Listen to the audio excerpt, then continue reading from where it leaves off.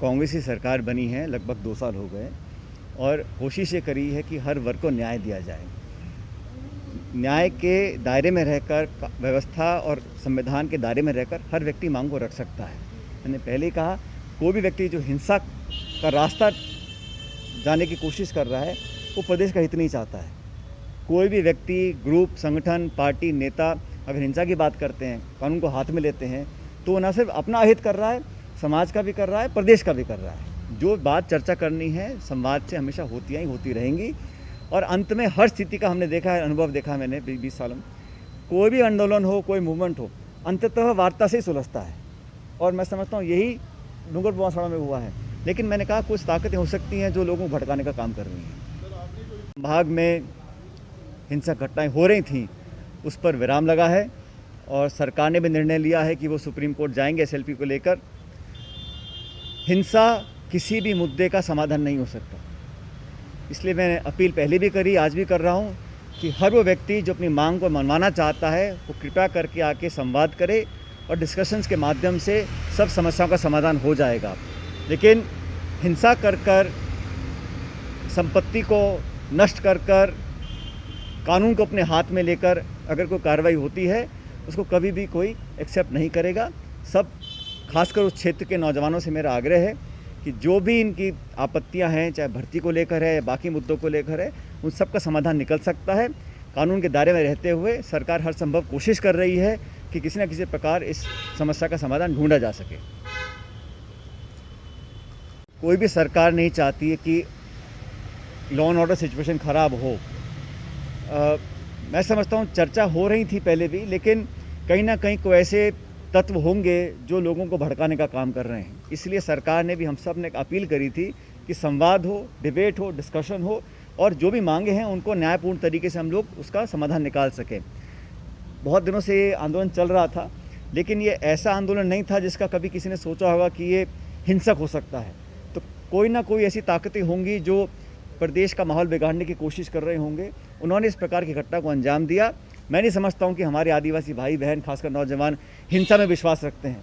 वो सब लोग अपना भविष्य चाहते हैं और स्वाभाविक है, अपने भविष्य की चिंता करना हर नौजवान का दायित्व है, उसकी जिम्मेदारी है, उसका अधिकार भी है।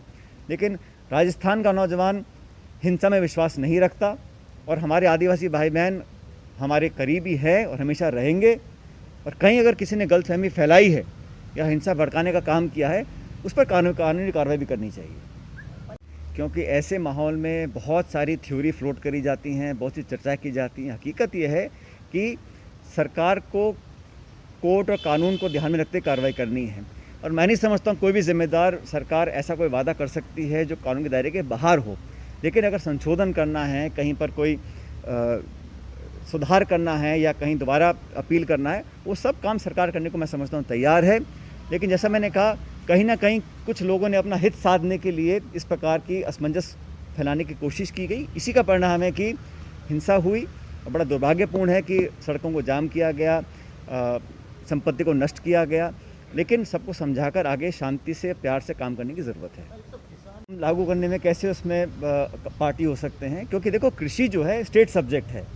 किसी राज्य सरकार से केंद्र सरकार ने बात नहीं करी, मनमानी तरीके से एक तरफा ऑर्डिनेंस लेकर आए और ऑर्डिनेंस लाते हैं इमरजेंसी में। ऐसी क्या इमरजेंसी थी? आप पार्लियामेंट में लाते, डिस्कशन होता, राज्य सरकार से बात करते, कृषि के जो वैज्ञानिक हैं, जो स्कॉलर्स हैं, साइंटिस्ट हैं, उनसे बात करते। और जो किसान संगठन हैं, आज लगभग 250 किसान संगठन पूरे देश में एक साथ आ गए हैं, जिनके वैचारिक मतभेद भी थे, वो भी किसान की मदद करने के लिए सामने आए हैं। सरकार को चाहिए था, सरकार की कमी है केंद्र सरकार की कि वो संवाद में, विचार में, बात करने में, वार्ता करने में विश्वास ही नहीं करते। एक ऑल पार्टी मीटिंग बुलाई जाती, स्टेट गवर्नमेंट से इनपुट्स लिए जाते, किसान संगठनों से चर्चा की जाती और फिर बिल का निर्माण होता, फिर संसद में चर्चा होती, कुछ संशोधन होते। फिर एक परिपक्व लोकतंत्र की परिभाषा ये है कि संवाद, डिस्कशन, चर्चा हो, कुछ विपक्ष बोले, कुछ नॉन गवर्नमेंट ऑर्गेनाइजेशंस बोलें और फिर एक बेहतर तैयार होता। हम सब चाहते हैं। आप देखिए, कृषि में निवेश घटा है। 6 साल से कृषि में निवेश जो पहले होता था वो घट गया है। जो एमएसपी में वृद्धि करी है वो भी जुमला दिया है, आज तक की सबसे कम वृद्धि करी है, मात्र कुछ प्रतिशत वृद्धि करी है। तो अगर आप किसान का भला चाहते हैं, उससे बात तो करो, उससे पूछो तो ये को चाहिए क्या। उसको कोल्ड स्टोरेज चाहिए, उसको इन्वेस्टमेंट चाहिए, उसको एमएसपी में बढ़ोतरी चाहिए, एमएसपी पे खरीद हो, कांटे गांव-गांव में लगें। ये सरकार को करना चाहिए था। बजाय इसके कि पूरी व्यवस्था को समाप्त कर दीजिए और एक वैकल्पिक व्यवस्था बनाई है जिसमें सरकार का कोई कंट्रोल नहीं है। अगर कल कोई बड़ा घराना फसल लेता है और पेमेंट नहीं करता तो वो बेचारा गरीब किसान कहाँ एसडीएम के पास जाएगा, कलेक्टर के पास जाएगा, किसी और प्रदेश के अंदर। 3 दिन का समय दिया है, 3 दिन तक कहाँ वो अपना अनाज रखेगा और 30 दिन में पेमेंट क्लियर करनी है। 30 दिन तक किसी पराए प्रदेश में बैठकर छोटा किसान वहाँ संघर्ष कर सकता है कलेक्टर के सामने। जो प्रैक्टिकल व्यवस्थाएं हैं उसको अनदेखा किया गया है। न जाने किस दबाव में इस कानून को लागू किया गया है। इसका कोई औचित्य नहीं था, इसकी कोई ज़रूरत नहीं थी। ज़रूरत इस बात की थी कि कोरोना काल में हमारा अन्नदाता जो आज भी मेहनत कर रहा है उसकी मदद के लिए सामने आते, खाद, बीज, बिजली इसकी व्यवस्था बेहतर करते, राज्य सरकारों को और पैसा देते ताकि किसान ऊपर उठ सके। लेकिन एक तरह से मनमानी करी गई है। रिफॉर्म्स के नाम पर कुछ एक शक्तियों को खुश करने का काम सरकार कर रही है। लेकिन आप कल्पना कीजिए, पार्लियामेंट में विरोध हो रहा है, पार्लियामेंट के बाहर विरोध हो रहा है, एनडीए के घटक दल विरोध कर रहे हैं, अकाली दल ने इस्तीफा दिया मंत्री महोदया ने और फिर एनडीए को छोड़ दिया। तो ये मामूली घटना नहीं है। लेकिन ये अड़ियलपना जो है, जो जिद है, इसको तो जनता ही इसको झुकाएगी और इसमें हम लोग संशोधन करवाएंगे। और मुझे लगता है क्योंकि कांग्रेस प्रेसिडेंट और राहुल जी देश में नहीं थे, 2-3 दिन पहले वापस दिल्ली आ गए हैं। अब दोबारा मीटिंग्स होंगी, लेकिन मुझे विश्वास है, मैं संपर्क में हूँ, कमेटी के जो सदस्य हैं उनसे मेरी बात हुई थी और मुझे लगता है समय रहते ही जो जो हम लोगों ने अपने बिंदु रखे हैं उन पर उचित और संतोषजनक कार्रवाई होगी। ऐसा नहीं संगठन नहीं है, कमेटियाँ भंग करी गई थी, नए नियुक्तियाँ होनी हैं और जैसा प्रदेश अध्यक्ष जी ने खुद कहा कि जब चुनाव आएंगे उससे पहले अपनी नियुक्तियाँ कर देंगे। लेकिन जो निवर्तमान लोग हैं वो सब काम तो कर ही रहे हैं, पार्टी के सब कार्यकर्ता तो मौजूद हैं। नई नियुक्तियाँ समय रहते हो जाएंगी। जहाँ तक आपने कहा कि कार्यकर्ताओं के दम पर पार्टी सरकार में आई है, इसमें कोई असत्य नहीं है। इस बात को सब मानते हैं, स्वीकार करते हैं और मुझे लगता है कि इसी बात को लेकर मैंने अपनी बात भी रखी है हर जगह कि भाई जो लोग मेहनतकश हैं, जिन्होंने बहुत कुछ सेवा भाव से काम किया है प्रदेश के पार्टी के प्रति, उनको उनका सम्मानजनक उनको स्थान मिलना चाहिए।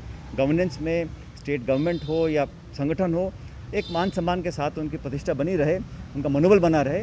ये बात मैं शुरू से कहता आया हूँ। भाई मैं हिंदुस्तान में पिछले 20 सालों में जहाँ जहाँ मुझे पार्टी ने कहा है कैंपेन करने के लिए, वो त्रिपुरा हो, पौंडीचेरी हो, गुजरात हो, जहाँ मुझे पार्टी कहती है मैं पार्टी के लिए काम करता हूँ, प्रचार करता हूँ और जहाँ भी मुझे बोलेंगे मैं जाऊँगा, चाहे वो बंगाल हो, बिहार हो, मध्य प्रदेश हो।